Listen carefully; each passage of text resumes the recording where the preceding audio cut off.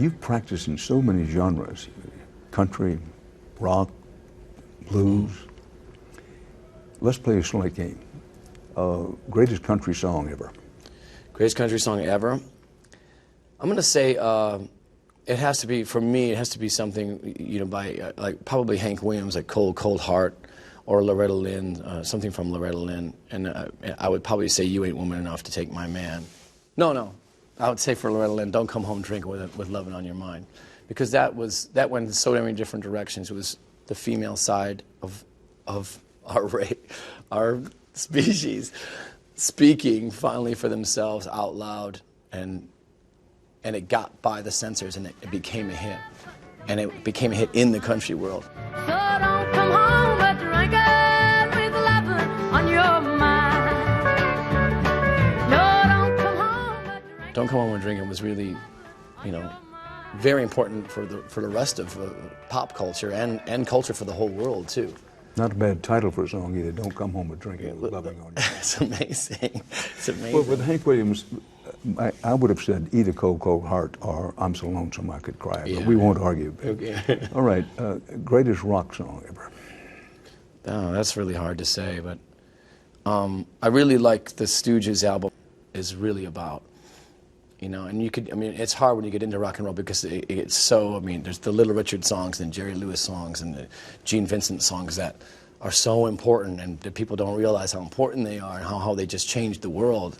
And they changed the world in a kind of a flashy way, but also in an underground way where they were being played in people's bedrooms and in garages, and all the bands that learned from them and pass that on to their kids and all that too.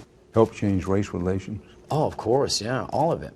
And it's great because it's so interesting historically, because all that music was generated and invented in the American South, you know, which is, of course it makes sense. You know, there's so much more tension here in the earlier part of the century that it really makes sense that all this music could come out of that scenario. Because art doesn't come from, you know, comfortable places. Art always comes from pain and from struggle. So it makes sense that, but what's even greater is that the rest of the world likes that music too, you know. We're always, as Americans, always able to sell it. We're always able to sell it globally somehow, and it's bizarre, you know. But you said that it's what rock and roll is really about. What is rock and roll really about? Attitude, you know, really, and whatever that attitude is, or just destruction or rebellion, all those kind of words. Like where blues to me feels like it's about the truth, rock and roll to me feels like it's about attitude. I want to see, when I see a rock and roll band, I don't want to see them be comfortable on stage. I don't want to see them be that, you know, kind about what they're doing, kind to their instruments, kind with their voice. I want them to be completely wild and uncontrollable, and I want to witness that, like almost like children's temper tantrums or anything like that. On stage, you want that to be rebellious and wild like that. And that's what the early days of rock and roll was. I think it happens like every 10 years. The wildness comes out of rock and roll, then it gets tapered down. You know, with the wildness of Jerry Lee Lewis and Little Richard and Elvis, and then for a few years, or a lot of years, it was like the quiet instrumental surf bands and the Patty Pages, and a lot of the Nashville sound got into more orchestral music from the dirtier sound of the renegade country artists early on. And it does that. It just comes in waves, and we get tired of the polite version of it, and we want it to be wild again 10 years later. Best blues number of all time? Well, there's a song that Blind Willie Johnson recorded, and it's called Dark Was the Night, and that contains no actual lyrics. It's just playing slide guitar and basically moaning. It almost feels like a religious spiritual.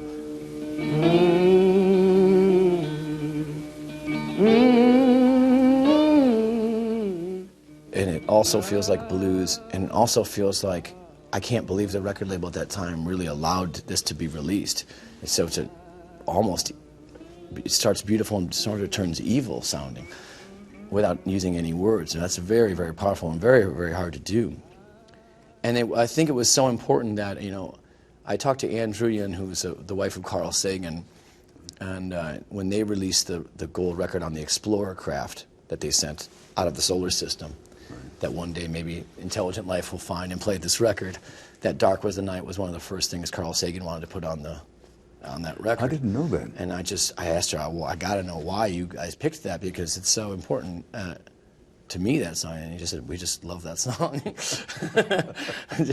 on a very base level. So I love that I want, you know, how beautiful that they were able to pick what songs maybe another alien race could hear. And they picked that. And what was even funnier is that EMI, the Beatles record label, wouldn't allow the Beatles songs to be put on that record. Out of like royalty reasons or something. That's ridiculous. Amazing. I love that part of it, though. Well, you've recorded so many songs with so many people in so many genres, and you know what's coming, having asked you about country music, rock and roll, blues. If they're going to play one of your songs at your memorial service, oh, wow, which one would you have them play? Oh, man, that's really tough to say. I don't know. There's one song I wrote called "The Same Boy You've Always Known," though I don't really know if that song's really about me. It did feel at the time that it was, at least that sentence was about me. I'm the same boy you've always known. It sort of encapsulates maybe the idea as an artist always trying to paint like a child paints, and always remove yourself from your environment and get back down to the reality of who you really might be inside, and how some of us never really feel like we've grown up. We don't.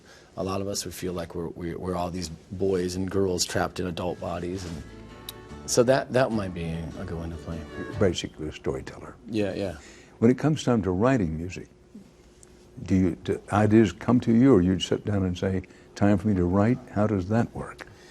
Sort of, who knows where songs come from? You just have to sit there, and I always feel like, you know, Michael Jackson said one time, you have to let God in the room. I think that's exactly true. You have to sit there and relinquish all control. I think people think when you write and you create, you're the person in control and you're making all this happen as if you're, you know, some kind of magician or something, but it's not really that. You sit there and you become an antenna and you just let things happen through you.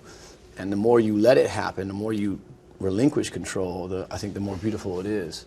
It becomes something that has almost nothing to do with you. And the songs, if people like the songs and they get played on the radio or sold at stores, and get played in bars around the world or whatever, they're not yours anymore. They have nothing to do with you anymore. If I hear a song of mine someplace, it's almost like I had nothing to do with it, and I love that feeling. That's great. There's one of my songs, Seven Nation Army, has become such a powerful thing for sports arenas around the world, something you never would have thought would happen when we were writing it and recording it. And it always reminds me, there's this scene in the old movie Yankee Doodle Dandy, where George M. Cohan is walking down the street, and they're coming back from war. The soldiers come back from war to celebrate, and they're singing "Over There," which was the theme song for World War I.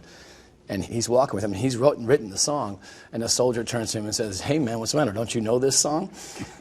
And he doesn't say anything. It's really funny, because that's how it feels when you hear your own music somewhere else. It's like you had nothing to do with it.